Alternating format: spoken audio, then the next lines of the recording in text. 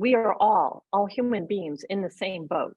And the reason why our boats are not moving is because we won't stop to really listen to each other. We're not cooperating with each other.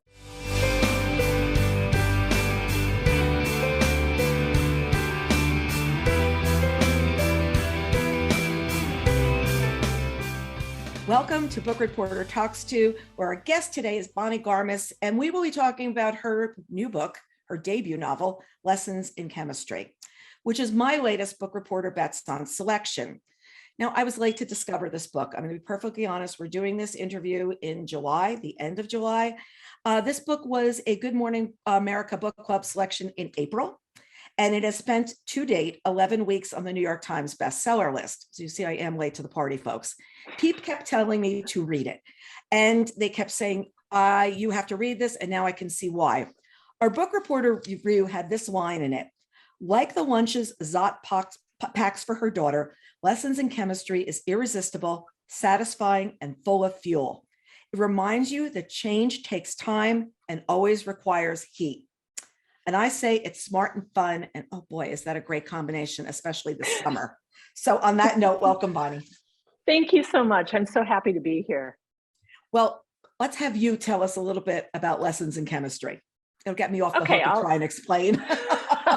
Well, I'll do my very quick pitch, which is it's a novel about a woman chemist in the late 50s, early 1960s.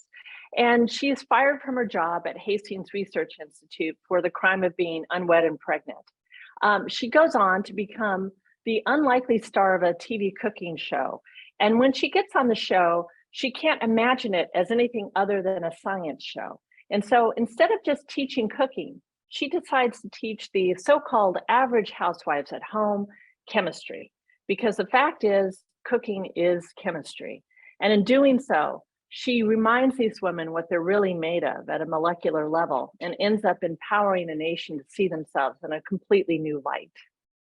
And there is so much in what you just said. There are just so many layers and so many, okay, anybody out there, book club delight. Like, this is book club delight. Lisa Hickman is our contest coordinator. You were kind enough to send her an early galley. She did it with her book club. She says thank you, because it was just, they all had a great time. So every book got something that gets it going, what I call the kernel of the idea. So what was it for this book? Well, for this book, Elizabeth Zott had been a minor character in a book that I'd started and shelved. But she came back to me one day, and this is seriously like 10 years later. I'd had a really, really bad day at work. I'd endured some, what I would call average sexism. I'd been in a meeting and somebody basically took credit for all of my ideas. And while I was sitting there, after I had just presented them, I know a few women who have experienced this concept in their life. And so I went back to my desk after saying, come on, you guys, I just said all of this stuff and no one defended me. I went back to my desk and I felt like Elizabeth Zott was sitting there. And I wrote the first chapter of Lessons in Chemistry that day at my desk. Wow. It was like, okay, this is what we're going to do. So did Elizabeth Zott come to you fully formed, or did you change her along the way? Or she was just like, this is the way it's going to be, folks, end of discussion? She wasn't fully formed. I knew a couple things about her. I knew that she was sad. I knew she was a chemist. I knew she had a TV cooking show. I knew she didn't want to be having this show, which, for me was funny because I think a lot of people would aspire to something like that. But that's what I knew about her, and that wasn't nearly enough. But I really enjoyed, getting to know her. She stayed in my head for a very, very long time. She's still there. Still there. She's still, you go in the kitchen, it's like, oh, what are we actually doing? Blah, blah, blah. So she came to be the heart of the story. It's not like you had to see it's something else you were working on, and then she came to be the heart of it and what was going to happen. Yeah, no, she was just there that day, and it was clear the story was going to be about her. And I really felt like she was saying to me, you think you've had a bad day? You don't know what a bad day is. And then it was just started reeling off from there. Yeah. I feel like sometimes a book has to have a voice, a tone, and an attitude to it. And she definitely has the voice, tone, and attitude all nailed. How long did you work on nailing that to get it to be just right? Because she is so precise in everything that she's saying, probably somewhere on the spectrum, but by the same token, it's more like she just is no nonsense about what everything. And did you walk in that meeting going, this character is just going to say what she thinks? Well, I mean, honestly, I created her because I felt like I needed someone to look up to at that point. I was just sort of crazy with the way things were going in the United States, politics wise. I was really just so tired of all the fake news that we're all subjected to all the time. And what I wanted to create was this rational woman who just saw past all of it, refused to accept anything without evidence, just absolutely no nonsense. Let's be logical. She's not like a Dr. Spock or anything. She's a real human being, but she just does not see the point of wasting your day with things that aren't true. And so I loved that because, of course, we all spend days in meetings and in our lives with things going on, people lying left and right, and you don't know what's up. And then you have this character that goes, I don't accept that, and I'm going my own way. Right. I loved it. I love blunt. I've been known for being blunt. I love blunt because Yeah. I'm sitting in a meeting and I'm like, wait a second, what are we going to do? Just do it. Let's stop talking and just go get it. Bring me 5 examples. Okay, fine, we'll go. If you know how few meetings we have, it's very funny because I don't like them. So, oh, that's great. Seriously. So I heard that your path to publication took a while. So tell us a little bit about that, because I hear a book 10 years ago and you were moving in different directions. So you always want to be a writer? Tell us about what's going on. Yeah. I mean, I've always wanted to be a writer. I wrote my first book when I was 5 and it was a page long and it had absolutely no plot, one character. It was horrible. And my children found it in our basement and loved to mock me for it whenever we're together. I wrote another book when I was 12. It was about 200 pages long and my librarian put it in our school library and no one ever checked it out. I know because I checked every day to see if someone had. And then I started this other novel when I was, probably in my 30s. And to be honest, it just didn't go anywhere. I got about halfway through it. That one had Elizabeth Zott in it. And I knew that it wasn't working. And since that time, I graduated from college. I was working as a writer, copywriter or science writer for a little bit. And I don't know. I think if you write all day, it's really hard to come home and write all night. Yes. So I had this feeling that I couldn't do it. I suddenly realized, what I had to do was get up very early in the morning and write for myself before going to work. And so that's what I ended up doing. And when I started the next book, which was 700 pages long and which I finished, I couldn't get anyone to read it because that number, 700, is not a good number to put in a query ever. So I would say to anyone who's listening and wants to write a novel, do not put a word count in like that because you won't get any response. I got 98 refusals. But the 98 was a woman who actually read 10,000 words of it, which she had requested based on the query. She was very brave. But then she wrote me this really mean reply. And she said, I really liked the 10,000 words. You've got quite a voice here. However, how dare you think that as a debut author, you may write a 700-page novel? I don't know who you think you are, but you may not. I'm telling you, this email was cringy. So yeah, it was pretty bad. However, she was absolutely right. I had been extremely naive. And so I quit submitting that novel, which maybe made sense with 98 rejections. Yes. And about 6 months later, I was in that meeting and I started this other novel. And so there you go. There you go. There you go. Yeah, it's like, okay, this is what's going to happen. Lisa Scottolini says that there's a rejection letter she got that said, we're not taking anybody at this time, but if we were taking somebody, we would not take you. And she ran into that agent in later days that came up, and you will know the agent that said this to you. They will come up to you someday and say something, and you'll go, and I don't want to talk to you. I have not enough words for you today. It's very, very funny. It is true. At the end of her email, she said, I would like to see your next novel as long as it's appropriate length. Ooh. I never sent it to her. No. We don't want to deal with people like that. But I want to see if I've figured something out. Your newest dog is called 99. Okay. Yes. And I'm going to guess that had something to do with the number of rejections and the one that, am I right? Am I right? No. Oh, I'm so sorry. You're not right. Darn it. I know, but you know what? That is such a brilliant answer that I feel like I should start using that. Now, 99 was actually named for a friend of mine who we grew up watching Get Smart on television.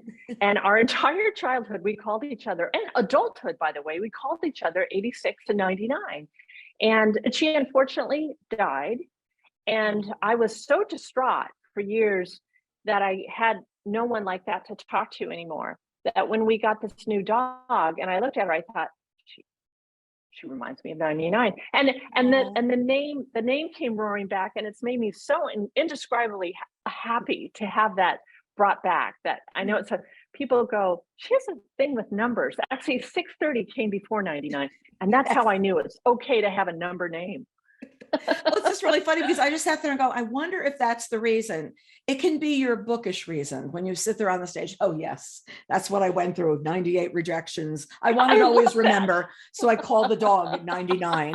I wanted to never forget the pain of those moments, Oh my God. Oh, that's great. It was love. Look, I was close. Okay. So she's got this life in an all male lab, which is completely tough. Her work is impeccable, but she's constantly demeaned. And in the late 50s and 60s, she was an anomaly working in a lab. But I feel like there's strains of what women go through today. And I'm going to tell you that I was the only woman in a really high-powered meeting when we first started in 1996 on the web with one site on AOL. And we was in the meeting with all these executives and all these partner companies and stuff like that. Only woman in the room. I was asked for coffee three times. Can you get me coffee? And I was like, it's right there. And so I think that it's really bad.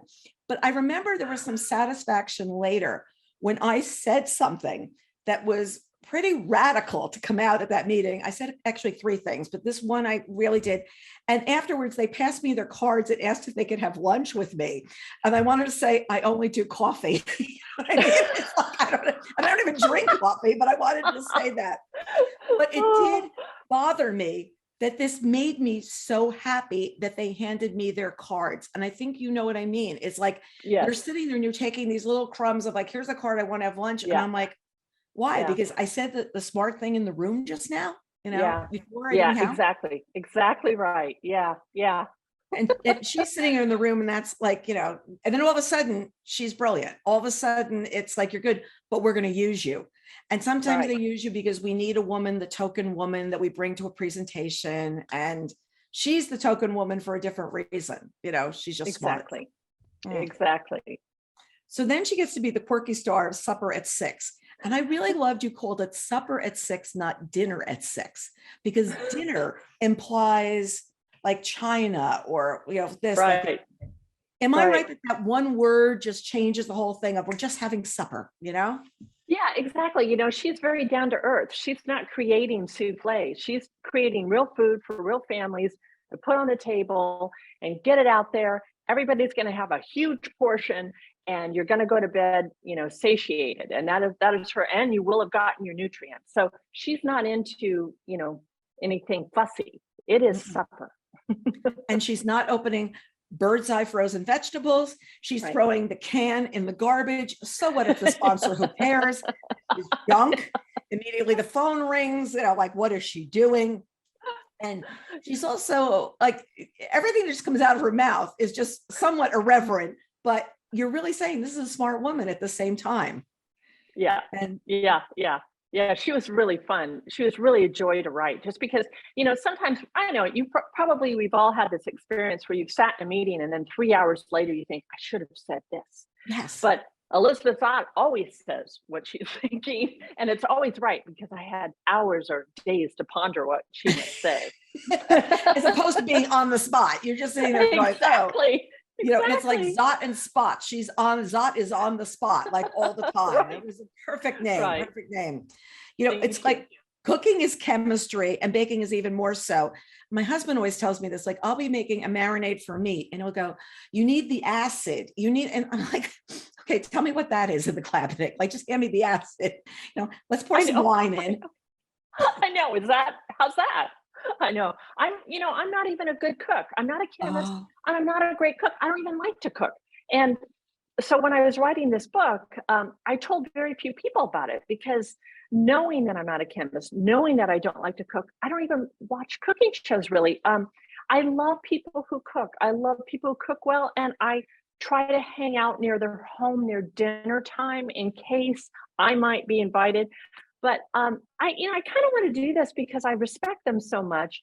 I had to learn what they do. I'm not a better cook after having written this book either. Right. I mean, that's the weird, sad part of it all, is that I didn't improve there. My chemistry improved, my cooking has not. Did not. But you know what's really funny, because you say you want to hang around there to see if you can get a better cook. No, you want to stay around to see if you get invited to dinner. Let's get real. You're not staying around just to learn how to cook. You're sitting there going, that looks really good. How many portions did you make? Like, let's get real. What's going on here? You know, and it's funny because I thought you would like to cook. Like, as I was reading this, I was like, oh, she must really love cooking. Aspirational. No. I know. One of my friends always says, you and I, we are functional cooks. We can make dinner. We don't especially love it, but we can make it. And that's true. That's what we are. We're functional cooks. Well, one of my friends says that she is excellent at presenting what the caterer delivers. She is a very good presenter.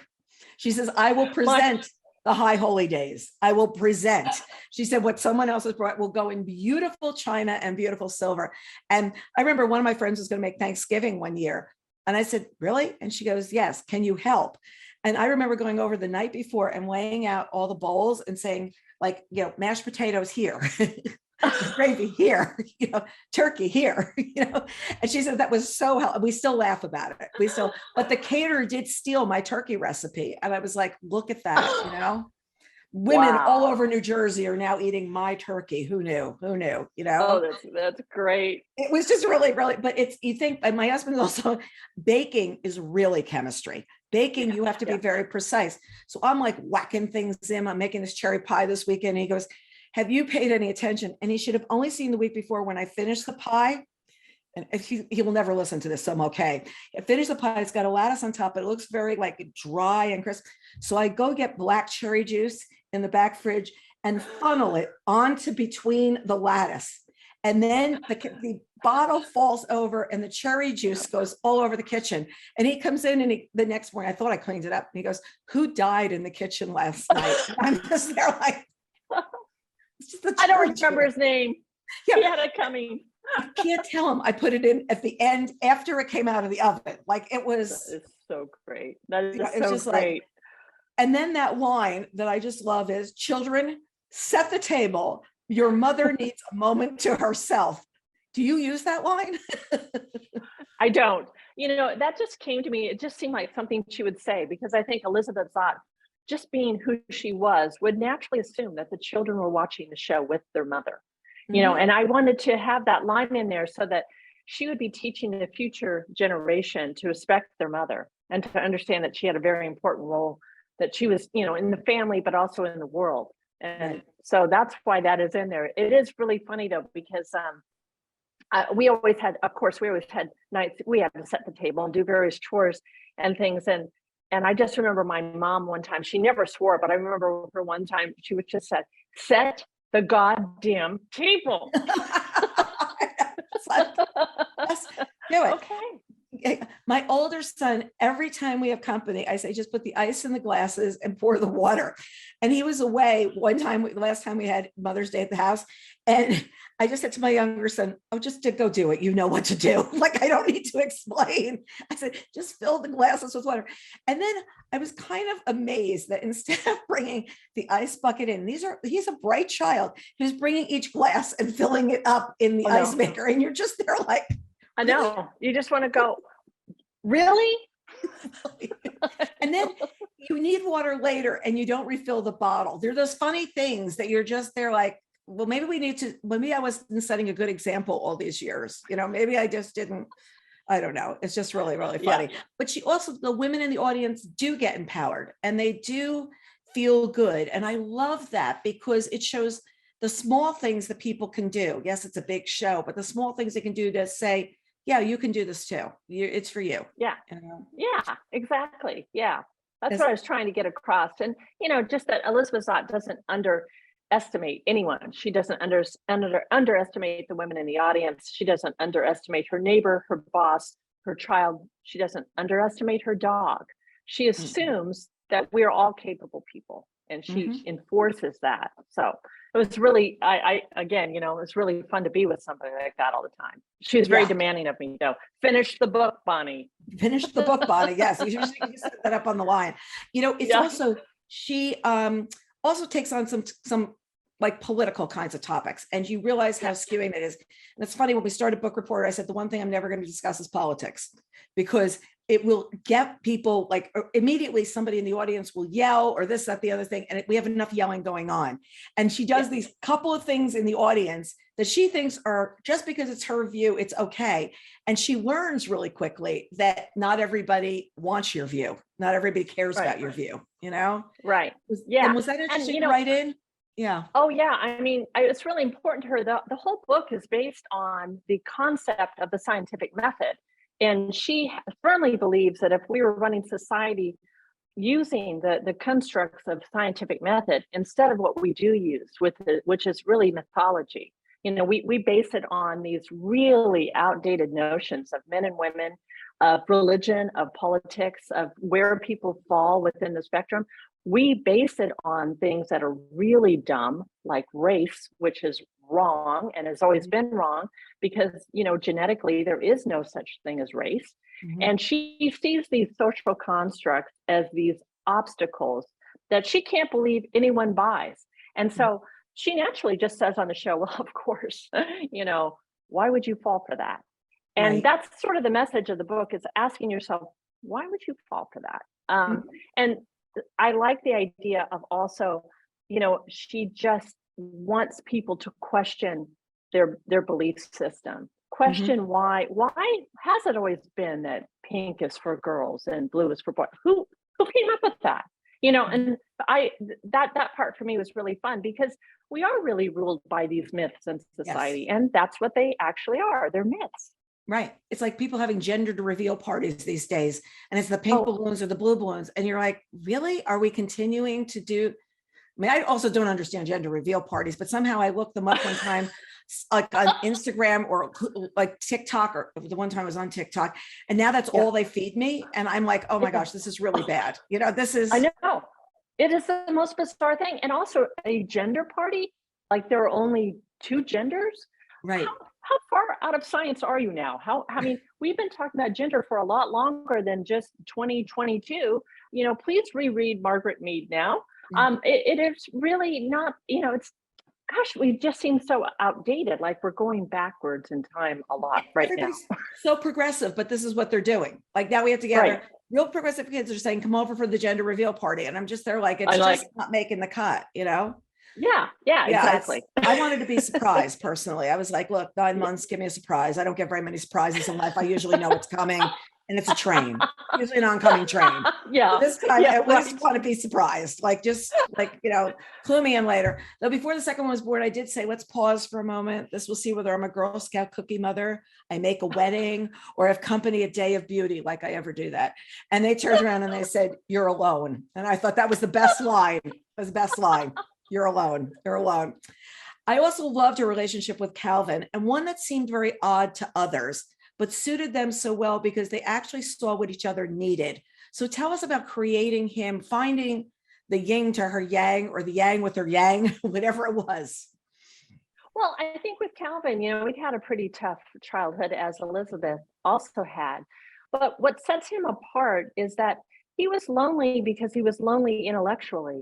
He had no one to talk to who was at his level. And when he met Elizabeth Zott, he suddenly realized this is the very first time he could have a conversation with somebody who really understood what he was talking about.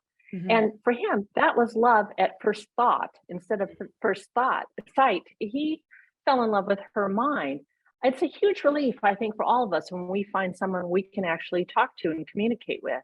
And for him, that was her. And it was, because she was as brilliant, he realized, as he was. And yet, because he'd gone to Cambridge, he was a white male, he got all the recognition, he's nominated for all these prizes. And then he finds this woman who has the same amount of accomplishment that he does. It's just unrecognized. Mhm. And so he feels a distinct need to help her, but she doesn't want help. She does not want help. And No. especially not from a man who's been nominated for the Nobel Prize, because she wants to make it on her own, which is pretty much of an impossibility. So she can be very naive, and Yeah. he can be very, well, he was very sweet, I think, but he was also just, determined to help her because she deserved it. Hmm. And he loved her enormously. He Yeah. absolutely understood love by what he felt for her, and saw, I think, even more so what was lacking in his life before, because he Mm. saw what that emotion could actually be after years of wondering where parents were, wondering what really had happened. And here's Yeah. something that's really very real. And but one morning, we won't talk more, we'll talk more about that one morning where he says, well, I'll go with you, or stay with me, or blah, blah, blah. And it's just, you saw that connection they finally had with each Yeah. other, or they had with Yeah. each other. Yeah. Yeah. Yeah. No, it was hard for me to write their relationship, to be honest. He was such an important character to me, because he'd had such a hard time. I think the other thing about the book that I was trying to get across was that we make all sorts of assumptions about people based on the position they have and how they look. She's very beautiful, so she must be dumb. And he is, of course, brilliant because, I don't know, because he went to Cambridge. And he must be rich because he went to Cambridge. And she must have it made, and on and on. None of it was true. Mhm, We tend to make up stories about people based on what we see, and we don't see anything about them mhm, that's real. mhm. So I really wanted to go deeply into that within the whole book, actually, because we are very judgmental as a species. Well, especially with social media these days, it's who's Oh, beautiful, who's influencing. And you've got daughters, and you're sitting there and you're saying, what are the role models that are out there? I mean, notice none of the babies cry. Nobody ever has a bad day. I mean, I put up cooking mistakes, but most people don't. It's only the most perfect thing that is lit yeah, correctly, whatever. That's not life. And I think that yeah, she could have a messy life with him. She could yes, be, I could admit a mistake, or I could admit I need help for the first yeah, time, instead of, and I think that we're not going to talk about what happened with her brother, but that scene is so vivid of what he does for her when he didn't have the power to fix it either. But he loved yeah. her so much. And that was the love she felt. So I think she's been craving that as time goes on, but didn't even know it was missing. Yeah, You and know? I think she was really afraid too. When you get rejected so often, or when you lose people you love, you just don't want to go on. You just don't want to be hurt again. So you just build up a little wall around yourself and keep Mhm. yourself at arm's distance from people, which is why she was really friendless. Yeah. Being smart, being beautiful, which pisses people off. I Mhm, always mhm. feel sorry for really beautiful women because I think they have kind of a tough life. They're underestimated almost universally. And Mhm. then they have this thing that if they get older, uh-oh. I mean, men Yeah. don't have to face that, but women, oh, you're getting older. I Yeah. mean, it's just horrible. So Yeah. that's why I did have her not be beautiful in one of the at the very beginning, and I thought, no, no, there's only one way this woman's going on TV, and that's because she's attractive. Yeah, because they know that she's going to, even though she wears pants and does all the things they don't want her to do, she'll dress dowdy. That's not what they want her to do. Like, wear this clothes. No, that's not what's happening. Was Yeah. there one moment between the two of them that you really loved? Was there one thing that you just sat there and said, I really loved writing that about the two of them? I mean, that last scene, I loved. I love that. But Well, yeah, I love that scene, and I think I really loved them in the cafeteria where he wants to marry her. He yes. thinks that this is the thing he's worked up to. He realizes that he can't live without her, and he doesn't want to. He thinks he has a brain tumor. He loves her so much, and he's shocked when she says no. Yeah. And she very carefully explains she's not leaving him. She's staying with him, but she has to do things under her name and not his. Because of course her work will be buried. She's seen proof of it throughout life. And I think for that scene where she's kind of feeling like, I kind of want to see that ring. Yeah. Yeah. you know, I Yeah. I kind of wish I'd gotten a glance at that. But she has to turn him down. And that was so hard for her. Yeah. It was a hard scene. And it's like, wait a second, you're not going to take that step, So it's Yeah. were there backgrounds on them always there, like who her brother, who her father and her mother were, and who his family was, or did you flesh those out later on if they had to have an obstacle behind them? or were that like what happened with her family life, her mother leaving for tax reasons? It's really quite amusing. Were those always there, or did you sit there and say, well, let me ramp it up of how I can really, tell the story even better? No, I kind of write this. I hope this, and I think I write in a weird way. I don't use any kind of outline or anything. I like to create a scene, and then I let the characters reveal who they are based on the scene. So I try to make the scene, it's going to have conflict in it, and I want to see how people react. And then they'll just naturally tell you what their background is, or what they're thinking, or what their motivation is. And so for me, that's how I do it. I let a character walk on, I see what they do. And I love doing that because that's where you see their flaws come out, especially when you're in their head. They don't want anyone else to know what they're really thinking or doing, but here's what they're thinking. And Right. for me, all of that was just easily revealed when they do that. So I didn't have to go back and add anything. Yeah.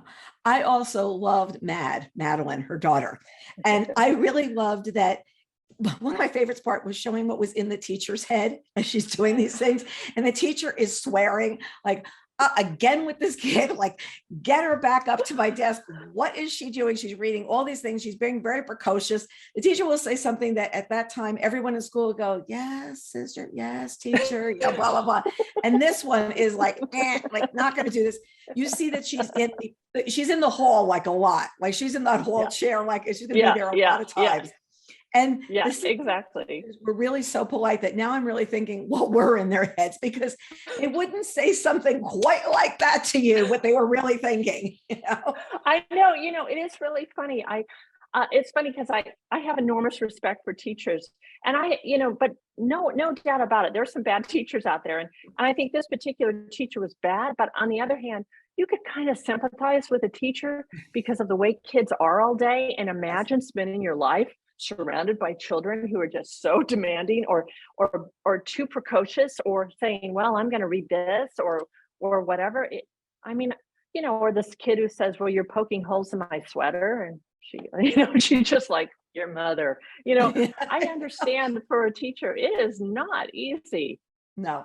And you're dealing with, especially the first day of school, you don't even know their names. You've got 17 to 27 of them in front of you, and they're looking at you like, what's going to happen next? And you're like, and who are you? And you're trying to define from the notes of, like, my mother was a teacher, who's coming up from the year before that might be an issue. Like there's some teacher, there's some like note you got that, like, just watch out, so-and-so.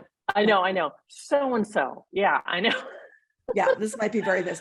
And then Madeline brings these lunches. They're very different. Like peanut butter and jelly was the order of the day. Tuna fish would smell up the classroom in a Catholic school on a Friday because you couldn't eat meat.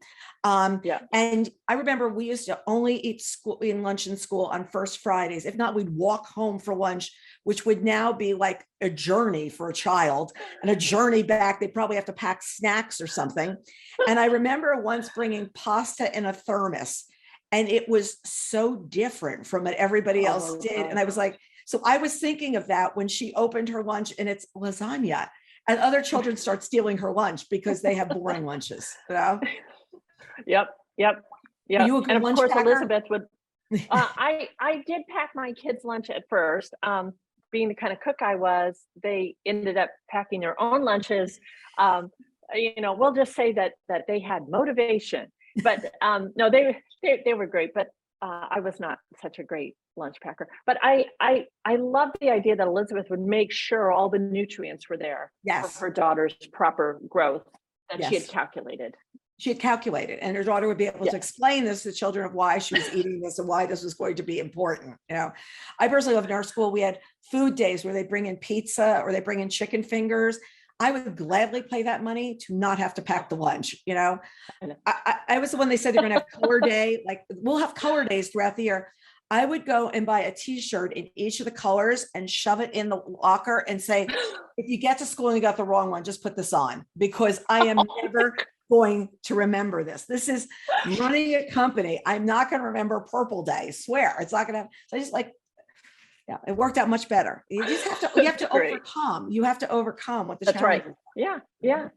And then we've got 630, great name for the dog, who knows 1,000 words. And I had to laugh over and over about how he is the smartest in the room so many times, and he is assuming what's going on.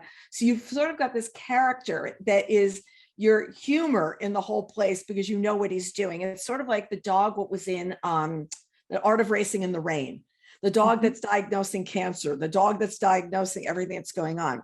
So he understands basic commands, and it's a leap, but you make it work. So did you really love writing this dog, this really smart dog in the room? I really did. I didn't know he was going to be on the page thinking, though, until he did. And then I wasn't sure I should continue with it. But he kept having thoughts that I thought, in a lot of ways, I really needed to round out the other characters and round out humans in general, to see our species from another species point of view, to have a dog question why we all lie so much all the time, to have him question our choices. I really loved having him in there. And I really loved the fact that he had this communication, that he could talk with Calvin, even if Calvin wasn't there. He could talk with Madeline. He always calls her creature. He has this way of communicating things. And of course, yes, he can learn words, because of course we all think that would be impossible. But in fact, it's not impossible. It turned out there was a dog named Casper that learned 1,000 words, and lived with a clinical psychologist. It's, what we don't know about animals is bigger than what we do know. And Right. so Elizabeth, of course, would not be underestimating her dog. Right. Now people want to get the bright dog. When I go, it's not just the one with the nice fur, the breed I want. What is the smartest German Shepherd that you have here today? What is the smartest poodle that I want to be bringing home with me? What's unique? Maybe now at the dog show, it could be who's the brightest. Forget who stands the best, who's the brightest, because that may be the one that runs away. And the one that runs away is the one you really want. And I love that. Well, see, and that's it. Yes. Whoever walks her home exactly from right. school, the dog walks her home from school. He knows the way. Go get her at school. Yeah. I mean, I think that's so true of animals. We think that the smart ones are the ones who come when they're called. Well, maybe the smart ones are the ones who don't come when they're called. Right. And they're really seeing something else they're supposed to be doing besides digging up the lawn. Exactly. That's something else they can do. So when you were in school, did you love science, specifically chemistry? No, I did not like science. But I have a lot of respect for science. My father was an entomologist. My mother was a nurse. I married an astrophysicist. I like scientists, but I am not like them. And I just think their world is fascinating, but I don't get too far into it. What I can teach myself from a textbook, I can do that. But no, I will never be a scientist. Ever. I remember having to memorize the periodic table in 5th grade, and there was a test on it. Yeah. And I was in Catholic school. I can still see the classroom in the chart. I can picture this classroom in the basement of the school. So hopeless. The formulas made no sense. Nothing made sense to me. And in Catholic school, the idea of trying to drum something into your brain is you'd write it 40 times. So I didn't want to tell my parents I failed this test, but I would just go home and I had to write this thing 40 times. And they said, let's go out on Sunday afternoon. And my eyes just got big, like, oh no, I have 20 more to write. I may have to actually tell them that I flunked this test, because why would I be writing all these formulas? It's ridiculous. It really was. But they should, by the time you read like grade school, they should be able to assess what you're really good at. And maybe just basic bio in high school. Like, let's not torture somebody with chemistry, or physics. Yeah. Well, I think, some of these topics could be better taught. Once I started to learn chemistry, which I had to study to write this book, I realized I thought it was going to be just impossible. It was pretty hard, but it wasn't impossible at all. And once I got into it, it just occurred to me, almost like, a bolt out of the blue. It sounds a little dumb at this point, but I thought, oh my God, wait a minute. The entire world is ruled by the laws of chemistry. It's not ruled by our government. Our government is a little add-on that we made up, but we are actually under the laws of conservation. We are actually ruled by the laws of chemistry. Everything we do is touched by chemistry, and everything that you can see or touch is touched by chemistry. Everything you eat, all the feelings you feel, all of these things have a chemical component. And I thought, how come I never learned that in school? Did I? And I just I think that's kind of interesting. So now I have to say there are a lot of new books out for kids on chemistry, and they're pretty good. Yeah. So that's the kind of thing where if you were learning it in an interesting way, instead of Right. rote memorization, which I think we're about in the same Exactly. decade of, that you learn by rote memorization, and like it was never anything that was really super thought to. I was also thinking that copy editing this book must have been a treat, because the person who's copy editing is like, well, is that really oxygen? Is that really, I don't know. We better get somebody in here scientifically, specified to do copy editing here. Well, actually, I had the book read by two PhD women chemists. So I said, don't bother with that. These women have already looked at it. You can take a deep breath and walk away. The Oh, chemistry is correct. Yeah, and for them it was a hard job too. I'll say, because the chemistry is confined from 1952 to 1963, and the chemistry changes every day, and things we learn about it are different every day. And so to confine it, and to confine my poor PhD chemist to that era, well, you can't Google that sort of stuff. no. It's like, what was then? What is now? What is, Yeah, no, they were fantastic. But they said, well, you did a pretty good job here. Not so much here on page 3, but whatever. It was really helpful to have to do it. So no, the copy editor did not have to worry about that. see the things I think about from the years of like reading books, I would never Exactly. notice. Believe me, I'd never notice. So her passion is abiogenesis, the origin Mhm. of life from non-living matter. And how Yeah. much study did you give to that? Like where did you come up with that as a topic? Oh, so I'm fascinated by chemistry now, and one of the great unsolved mysteries is abiogenesis, and we still have not solved it. I think if Elizabeth Zott had been allowed to work in her lab for as long as all those years she missed, maybe we would have solved it by now. It's still a contentious topic, especially in religious circles, because it would disprove any idea of there actually being some sort of power out there, creating things. This is actually how things arrive from the earth. So it's a really interesting topic, and it's still at play in labs all over the place. Interesting. Well, are pistachios flammable? Like, there's Yes, another they question. are. They are? I'm I gonna ask them to Yes, try. I did some of these experiments at home, and after the pistachio incident, I just want to say, always have a fire extinguisher or two um, available, because I really could not believe the flames.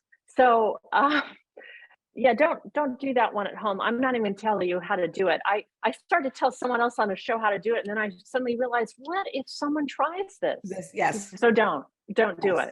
it. Yes. I remember years ago, my son had a children's author that he really, really loved, Owen Coughlin, and we go to his event, and he is telling kids how to put a brick in the toilet will make the toilet like overflow. And I just woke up to him afterwards. I go, "You're kidding, right?" I Yeah, said, yeah. and my son is like, "Do we have any bricks?" And he's with his best friend, and I'm calling his friend's mother and saying, if he asks for a brick, don't give it to him. Like, just don't, because I know where this is coming from, and I've already spoken to the author. And she's like, I said, you don't tell small children what to do. You just don't. Exactly. Exactly.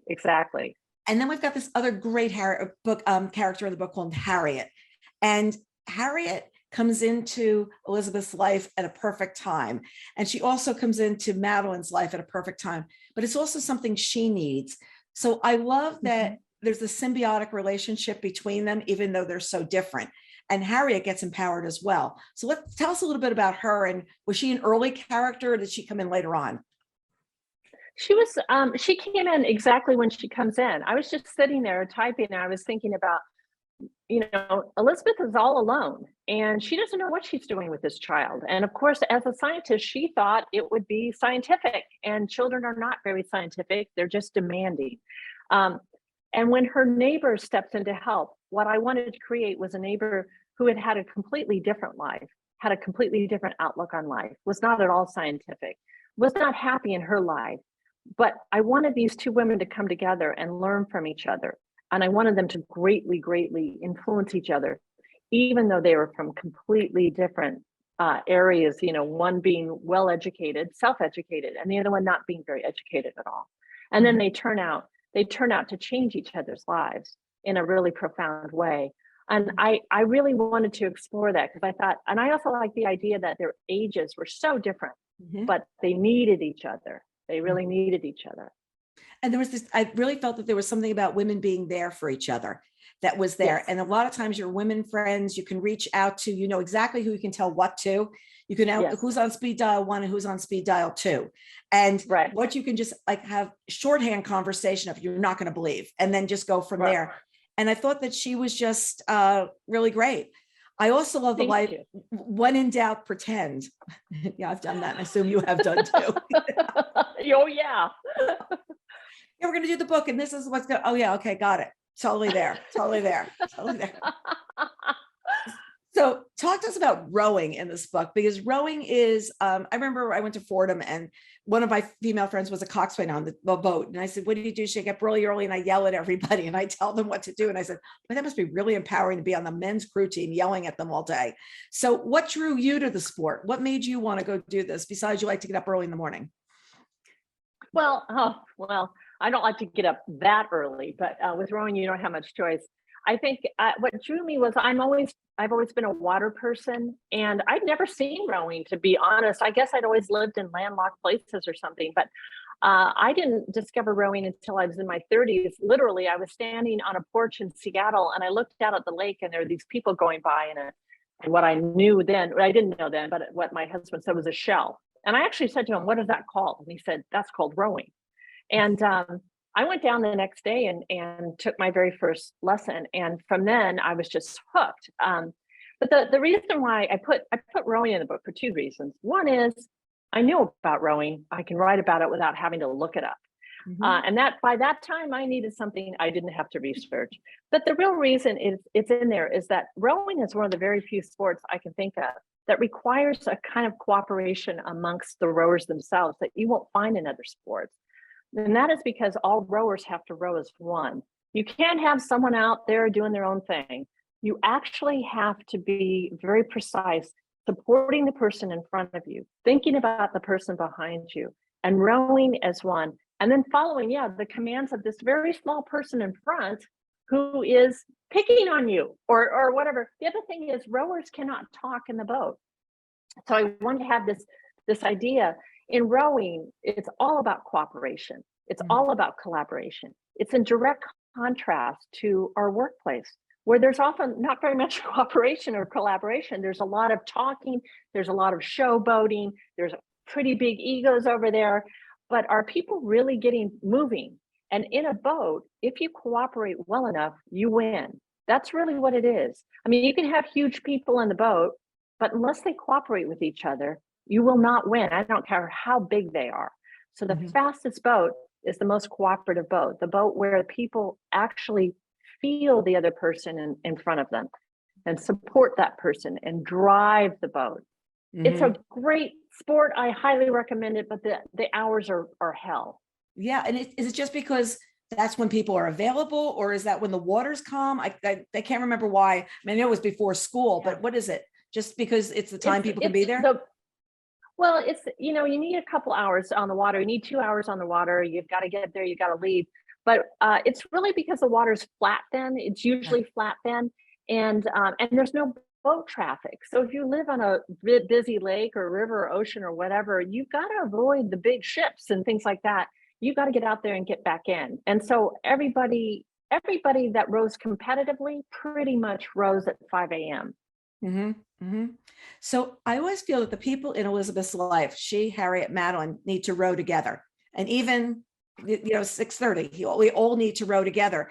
And there are women that are rowing against the tide, including Frask. Like the three of these four women then are rowing against the tide. And is that Yeah. like a right, like kind of metaphor of what's going on with these people? Because you can't row alone. Like you can't, well, you can row alone, but if you Yeah. row cooperatively, look what happens. And I just felt that all of them had to do the same kind of thing to glide through life. Well, that's it. I'm really glad you said that because the point of it was that literally we are all human beings in the same boat. And the reason why our boats are not moving is because we won't stop to really listen to each other. We're not cooperating with each other. There's a lot of yelling. There's a, especially now with fake news and stuff, there's a lot of accusation. There's a lot of assumption that you must feel this way because you look this way.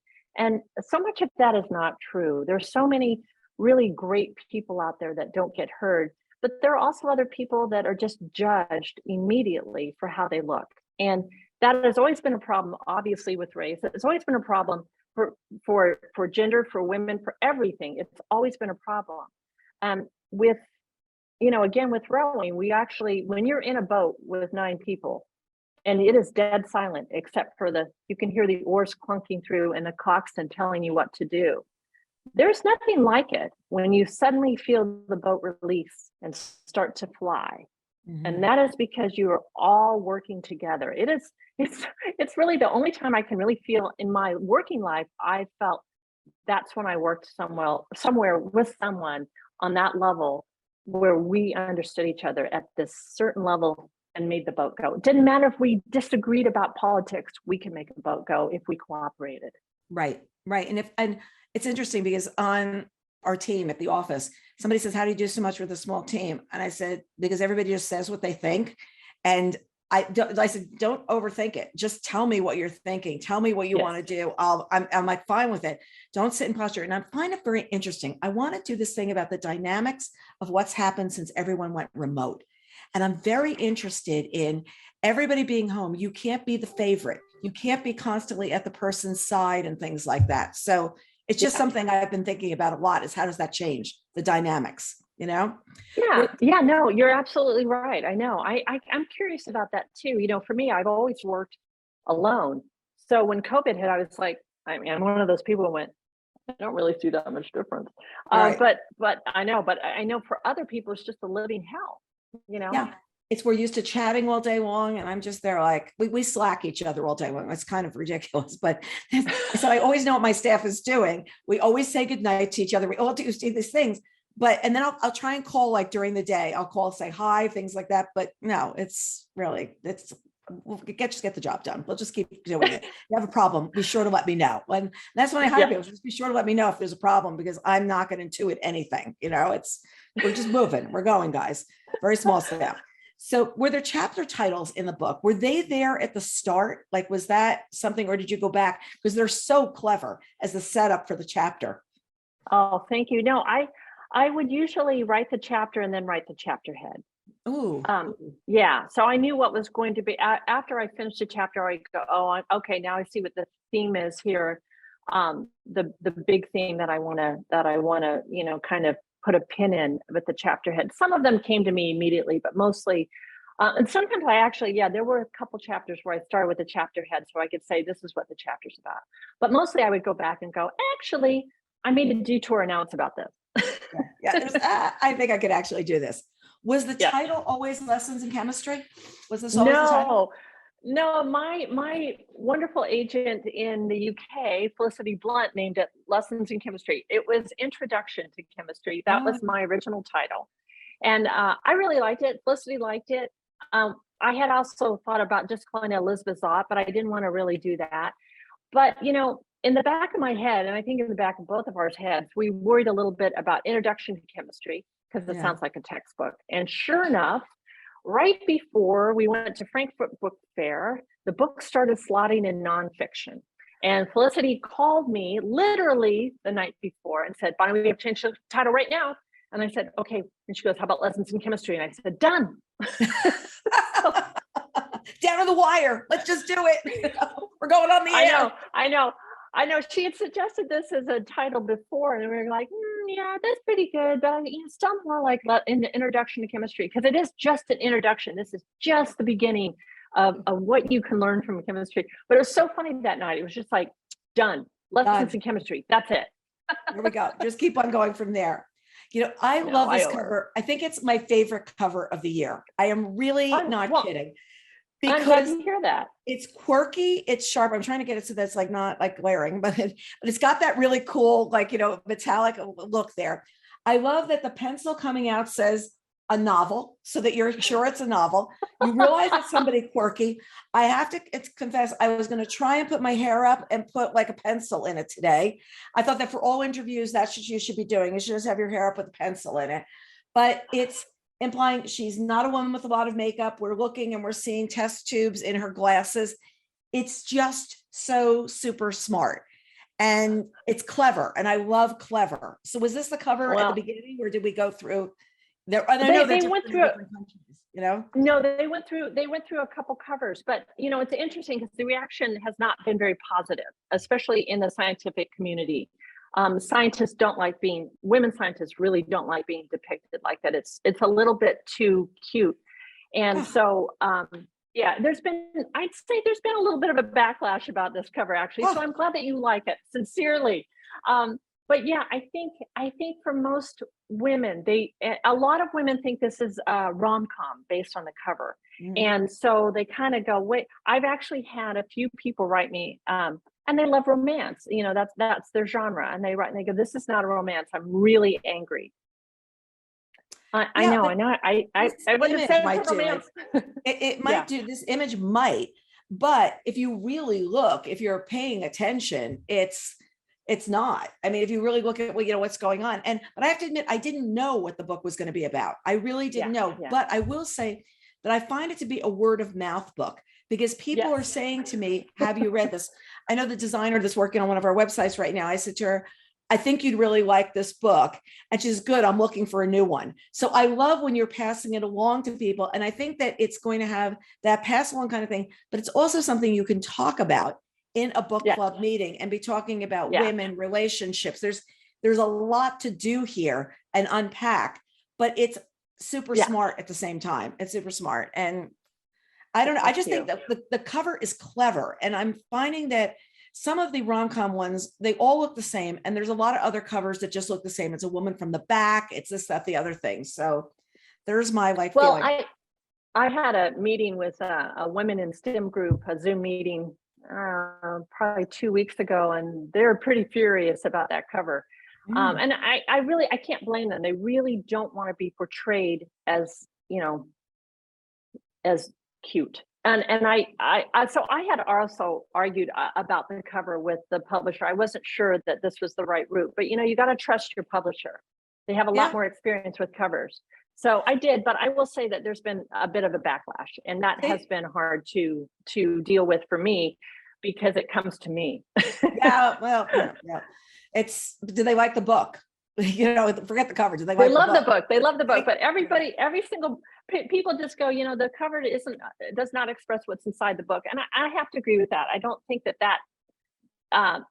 I don't think it's, the book has a lot of very serious themes in it, and it is definitely quirky, but I think it's really just from the scientific standpoint. Here, this is a woman who wants to be taken seriously, right? And she's really smart, and so that's the thing I think people are seeing, is that this more looks like a romance or a rom-com.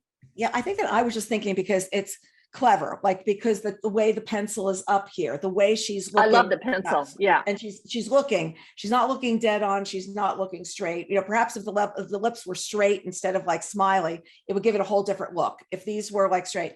But there's always the paperback, which we can have 9,000 discussions about, again, what will happen. And you can also look at, I think it's been sold into 37 countries, last count. 38. So you can also look at all those different covers. I know that one of our readers, believe it or not, one of our readers in the Netherlands wrote me and told me she really wanted me to read this book.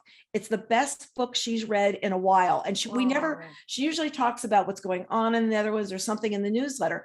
And she sent me the cover, and it was a completely different cover. So I was like, fun to see that. It's really, really fun to see how different the interpretations are. It's really, the UK cover has been very, very popular. A lot of other countries have adopted that cover. And then some countries have done completely new things, completely different. Germany's cover is really gorgeous. So it just depends, you got to let the publisher, they know their audience. So they know their audience. Well, we're also at a year right now that a lot of people want to read light, and they want to read fun, and they want to read. So this cover would still say fun. And the book is fun. It's not light, but it is fun. And I think that that's what people are trying to grab like readers with at this point, because nobody wants heavy. Heavy is not going to make it. Yeah, I agree with you. I agree with you on that. I think also, one thing that I've noticed and that I learned from Germany was their cover is very different. It's a photograph of a woman. I love it. I love the photograph. But what I've heard from Germany and what I've seen from direct messages to me is men will read that book because of that cover. Men are not picking up this book because it looks too female, when in fact, it's really meant for men. It's written specifically for men. Let me see if I can take the cover off. Okay, I can give it to my husband like this. Okay, that's what I'll do. That's what I'll do. I'll say I lost the cover. I'll just tell him I lost the cover. He reads what I hand him. And I think he'd get a big kick out of it too. I think he really would. So now you've also got this other huge news, because 38 countries, after the 98 rejections, the dog's not named after that. Let's go there. But I'm changing my story on that name now. There you go. I mean, I thought that was so clever of me last night. That was very late last night when I came up with that. I get I get those wandering ideas at 1 a.m. So Brie is working on Brie Larson, not just Brie Larson. Is currently working on an 8-part series for Apple TV based on the book. And what can you tell us about that? Because I think things are pretty far along. Yeah, they're going to start shooting in LA on August 8th. So I'd say they're pretty far along. What can I tell you about it? I'm not allowed to say too much. No. I'm really. When was the deal made? Before the book came out? Was it a quick, early deal? Yeah, the deal was struck. Actually, Hollywood started showing interest while we were still in negotiations with American publishers. We were still in those options, and then suddenly, my lovely agent here, Felicity, said, "You won't believe this." Actually, she didn't say it like she goes, "Well, there's been some interest in Hollywood," and I thought she was kidding. And I said, "That's not even possible." And she goes, "Well, anyway, so the book deal was struck, I think it was January of the following year after the book was signed. And it's going full force, and it will, and it will be streamed by Apple TV probably late summer of 2023. Wow. But John Grisham, there was the book deal before the first book, before he wrote his first book. That was the Firm. The Firm was actually a movie deal before it was a book deal. And you see something like that, now I'm going to write the book that goes with the movie. Here we go. We can have a partnership of the two things. Exactly. It's going to make it so exciting. Yeah. So exciting. It is. And are you going to be on the set, and do you get at least a walk-on role? Oh, I did. Well, you know what? It's so funny. People ask me that, I think, I hate being in front of a camera so much. I'm definitely going to go to the set. I'm really excited about that. I was just talking with them about that last week. So we're just trying to figure out exactly, I know exactly for what episode I'm going to go out and watch. And so we'll just see how COVID allows us to film this thing and get to that episode. Well, it's really interesting because I've talked to a lot of TV writers, and usually somebody writes the first 2 episodes and the last 2, and the others are written by different people in between. It's so fascinating to see what happens. This is what you really want. I'm telling you right now. You want the chair with your name on it. Okay. You want to have Bonnie Garmus on one of those chairs, that when you go on set, you have it. If they make baseball hats for the crew, you want one. And then you want them to ship that chair back for you, that you don't have to deal with this to London. So I'm just saying the things that are very important is on the set, you want the chair with your name. And I remember when they were doing Firefly Lane for Kristen Hanna, she had her chair. And I said, "Where's the chair? We need the chair in your office then." I am so grateful to you, because I did not know that. And so now that will be, absolutely, I'm going to ask for the chair and the hat. You want the chair with your name. And if there's hats or whatever they've created for the crew, you want one. Okay. You need it for Instagram. Let's get real. You need it for Instagram, and you need all these pictures, blah, blah, blah. So do you have an idea for next book? Because I know that you've been very busy since April, when I was asleep at the wheel, doing all kinds of interviews for this book. And I'm sure you're going to do them in every country, and you'll be learning foreign languages or what people are saying to you. So, oh my gosh. So are you working on the next book, or Carol, are you kidding me? I took the pen for this one. I am trying to work on the next book. And last week I was really excited because I had 2 days where I could spend on it, and then those disappeared. And it's very hard for me. I'm more of a I need to concentrate. I need complete silence. I'm not the kind of person who could write in a cafe. I can't do any of that stuff. I'm really I need full concentration. And so to keep going back to Elizabeth Zott all the time has been a little bit distracting.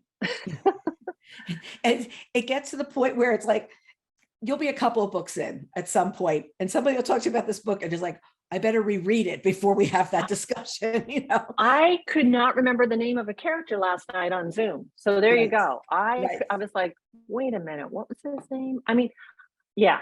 So Yes. It's just, it's a goes very, fast. very interesting experience. But talking to book clubs, and you may not have time to do a lot of them, but speaking with them, it is so helpful to see what they walk away with, what they walk away from, what resonated, what they liked or didn't like. But there's some things that their themes, like I think even we were talking, is like, you just sit there and say, wait, this person's thinking about this. I didn't get to, Yeah. I didn't see it that way. It's really, Yeah, absolutely. No, I've done a lot of those Zoom book groups that, especially some really large ones. And first of all, I love their questions and I love their enthusiasm, but you're absolutely right. They'll question something and then we get into a really interesting discussion and I end up, having a really good evening because of it. So I yeah. like those. Yeah, it's like this feedback that and it also empowers you for the next book of, Yeah. this is something I could see that people would want to discuss. This is something they think they want to do. Yeah. Well, I'm hoping to see Elizabeth Zott again at some point. I'd like to see what she's up to next, maybe from Madeline's perspective, because that child is precocious. She's going to make somebody Yep. crazy. She's only in first grade. We're there. Yep. Oh, yeah. So, Well, you never know. well, I'm just saying, I'm glad I caught up. I'm glad I can think about putting a pencil in my hair and pulling it up at some point. And more than that, really congratulations on a fabulous debut. What a way to get out of the gate. And Oh that my other gosh. agent just sit there and go, huh, look at me now. You may want to sign a copy of the book and send it and just say, got the page count right. I do it. Oh I my do it. God. Paybacks. Well, she did steer me in the right direction. She was just a little bit mean in that email, but okay. I like that idea. But just sign a book and send it and say, I think I got the page count right. And you know what? It'll be that moment of just good humor on both sides. It really, truly will be. So thank you so much for joining us. I so appreciate it. It's my pleasure, Carol. It's just been wonderful. And I'll be talking to you later again. I'm pretty positive, Be positive. about my website. There we go. There we go. There we go from there. So to our readers, thank you for joining us. We look forward to seeing you next time on Book Reporter Talks To, and catch up, folks. Don't be behind like me. And you can listen to us wherever you listen to podcasts. Just look for Book Reporter Talks To and sign up and subscribe to our videos so you never miss one. Thanks, everybody. See you next time.